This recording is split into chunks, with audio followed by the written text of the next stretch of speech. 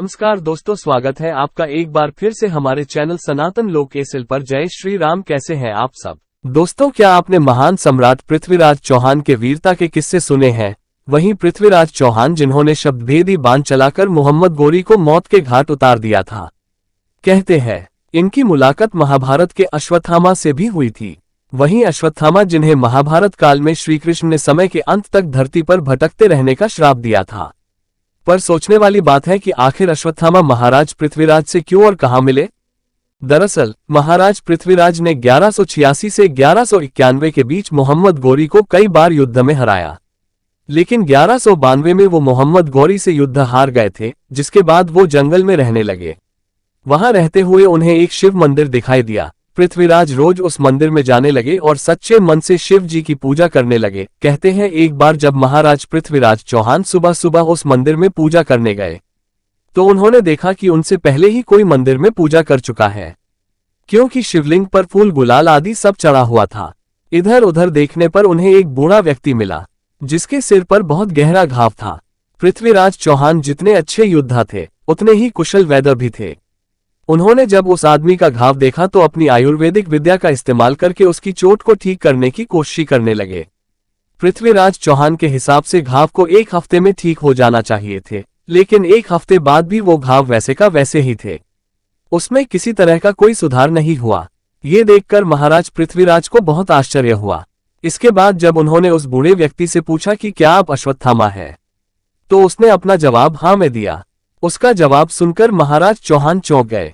उन्हें अपनी आंखों पर भरोसा नहीं हुआ। तब अश्वत्थामा ने उनसे वरदान मांगने को कहा। कहते हैं अश्वत्थामा ने ही उन्हें शब्दभेदी बाण चलाने की विद्या सिखाई थी।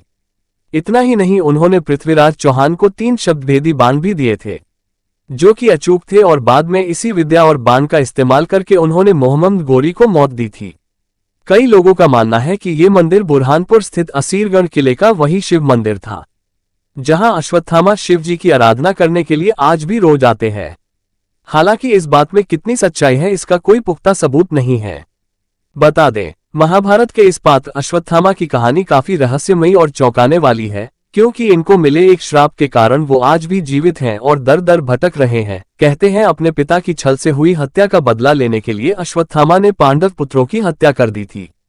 इतना ही नहीं, पांडव वंश का नाश करने के लिए उसने अभिमन्यु की पत्नी उत्तरा के गर्भ में पल रहे बच्चे को मारने के लिए ब्रह्मास्त्र चलाया दिया था। तब क्रोधित होकर भगवान श्रीकृष्ण ने अश्वत्थामा के माथे पर लगी चिंतामणि रत्न छीन ली और श्राप दिया कि तुम दुनिया के खत्म होने से पहले मृत्यु को नहीं देख पाओगे। मान्यता है कि अपने उस पाप की सजा अश्वत्थामा आज भी भुगत रहे हैं और अपनी मुक्ति के लिए भटक रहे हैं। उनकी मौजूदगी का एहसास कई बार किया गया है। बता दें, मध्य प्रदेश के बुरहानपुर शहर से करीब 20 किलोमीटर दूर असीरगढ़ का किला है। यहाँ के स्थानीय लोगों का कहना है कि अश्वत्थामा आज भी इस किले में भगवान शिव की पूजा करने आते हैं। जिसने भी उनको देखा है वो या तो जिंदा नहीं बचा या फिर उसकी मानसिक स्थिति हमेशा के लिए खराब हो गई।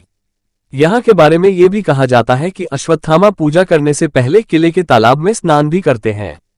दोस्तों, इसके साथ ही जबलपुर की नर्मदा नदी के गौरी घाट के किनारे भी अश्वत्थामा को भटकते हुए देखे जाने की बात कही जाती है। स्थानीय लोगों का कहना है कि यहाँ नदी किनारे भटकते हुए अश्वत्थामा अपने घाव से बह रहे खून को रोकने के लिए कभी कभी हल्दी और तेल मांगते हैं।